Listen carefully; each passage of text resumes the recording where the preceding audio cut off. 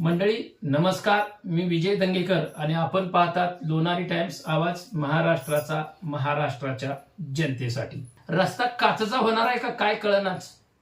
38 लाख रुपयाचा रस्ता, मग ही काय 1,60,00,000 खर्च केल्यात, कोणी 90 लाख खर्च केले असतील, कोणी 70 लाख खर्च केले असतील प्रभागात विजयी उमेदवाराने। काय तर पराभूत उमेदवारांची तर तेवढी ताकद नव्हती, होती पण तेवढी फार नव्हती, पण विजयी उमेदवारांनी खर्च केल्यात असं साधारण स्पष्ट दिसत आहे। आणि म्हणून यातनं मायाजाल गोळा करण्यासाठी नगरपालिकेतले टेंडर जे असतील किंवा आणि काय असतील काम खरोखर पारदर्शकता होतील का। 1,60,00,000 खर्च केला आम्हाला निघालाच पाहिजे। कसं काढायचं काय काढ, चांगला रस्ता एक दिवस बाद करतील आणि रस्त्यावर रस्ता करतील, जसं सत्य पे सत्ता पिक्चर आहे बघा, तसं रस्त्यावर रस्ता करतील।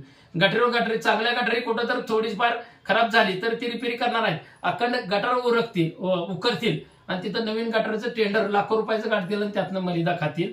ही वस्तुस्थिती आहे, ती वस्तुस्थिती मांडायचा आम्ही या ठिकाणी प्रयत्न करत आहोत। धन्यवाद।